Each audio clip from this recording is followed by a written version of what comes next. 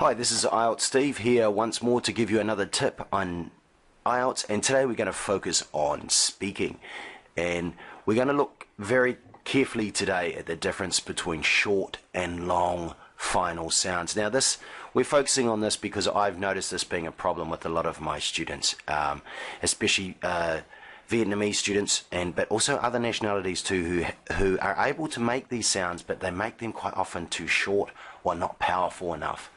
So we're going to focus on these sounds because they come up quite frequently in English in a finishing position. Now, just on the picture here, I'm showing you two so you can compare them. So we've got the sound and the z sound, which is one uses the throat and it's vibrating, it's called voiced, and that's the z sound. The sound is not using the throat, it's unvoiced. So we have s and z, and then we're going to compare and contrast them with the t and the d sound, which are much more short and out sounds. Again, the t sound is like s in that it's not using the throat. The d sound, the mouth shape's the same as t, but this time using the throat, so it's voiced. So just quick review there. S, unvoiced, long sound. Z, voiced, using the throat, long sound. T, short, not using the throat. D, short, using the throat. So to make it even more simple and to focus on the difference between these sounds, today we're going to really look at the s and the t sound, because they're a bit more tricky because it's not using the throat, so you have to be a bit more flexible and powerful as you use your vocal cords in your mouth to make these sounds. So let's focus on how these sounds are made. So the first ones that we've got there, the s or the z sound, are nice, long, gentle sounds. So you're going to see me using my hand like this. As we make these sounds in English, it's at the end of a sound, so don't take another breath. Just keep going with your breath and relax and let it out. So sometimes I even will flop down like that to show students, almost like you're very relaxed. So cars would be a voiced one. Bikes would be unvoiced. If we talked about books, here we have a book. So if we had two, it might be books. So that nice, long, gentle sound. On the other hand, the t and the d sounds are very short, powerful. Plosive is a technical word. We're going to use explosive because it makes more sense, really. These sounds are coming out of the throat fast. So we've got t and d. But to remember today, we're going to focus on the t sound. So now, again, you'll see me using my hand like this because it's coming out light and fast. So when you practice these sounds, be careful with your partner. Get your book there or a piece of paper and maybe say it into that. Otherwise, you might hit your partner with some sounds. As it comes out of your vocal cords and out of your mouth, sometimes the sound will actually come out. That's okay. That's normal. Now let's have a look at how these words might affect you in IELTS. So the first thing to remember is getting these sounds right will affect your pronunciation score. Also your word form. So that may be vocab and or grammar if it's in a sentence. So we must make sure you get these sounds right. It will bring your scores up, and conversely, if you make a mistake with these sounds, if it's not clear to the examiner, they may think you don't have the word form correct. So your vocab or your grammar might come down with your pronunciation.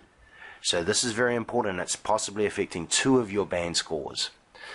So let's now have a look at that idea with some real words. Now we're going to focus on adjectives and nouns. So we're going to be going with the t first and then the nice smooth s sound. So as it draws up, we'll just show you, just watch, don't practice.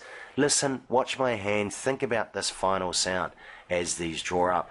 So we've got patient, and then we have patience. Different, and then difference. Intelligent, intelligence.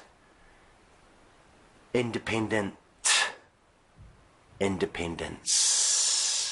So now we'll go through them again, and you practice yourself now. Now remember, of course, come back and record, practice this as often as you like. So we'll just go through them a bit more slowly now. Again, when you're practicing these sounds, sometimes if you're having trouble, focus on the difficult sound first, and you can work backwards. So we might go t, and then int, shint, patient for the first sound. Patient, and we say it faster. But remember, what we're practicing today is that nice strong final sound with the T coming out and strong. So patient. Do the same thing with the sound with when it changes to patience. S, ints, shints, patience, patience. Now we'll speed it up a little bit. Different, difference, intelligent, intelligence, independent, independence. So we have different sounds there, which helps us to make sure those word forms are clear. Now, another problem that a lot of students have is when we have to combine these consonant sounds together, especially in some languages where there is only one consonant sound in a final position, which is the case in Vietnamese and many other languages actually, especially tonal languages. Now remember, that's the difference, and one of the things in English is that you must get those sounds correct when they're combining together as well. So now we're going to focus on this combination here, the S followed by the T. So we're going to be going S, T. That's the sound we're really practicing. This is a very common sound in English, so it's quite important that you get this right in the finished position. So here's some examples. Best, worst, most, least, first, relaxed, and dentist. Finish with the dentist one there, but the one to notice would be the relaxed. Now there we have three sounds in the final position, but notice that that k sound, which is also a plosive and out sound, becomes very weak. We're not making it strong. We're going to make the last two sounds much stronger, so it becomes relaxed. You can almost not hear the k sound. It goes away. Relaxed. So go away, practice some of those words. Remember, as we looked at in the Nam and Phuong video, you need to make these a habit, not just a one-off thing. That means you have to do it again and again. And a good way of forming a habit is to do it while you're doing something else. So while you're taking a shower, while you're cooking, while you're doing the dishes, something simple that you do all the time. Practice them. Sit down and practice and go first, most, like that. Okay? Good luck with your pronunciation. I'm IELTS Steve. Thank you for listening. More videos coming soon.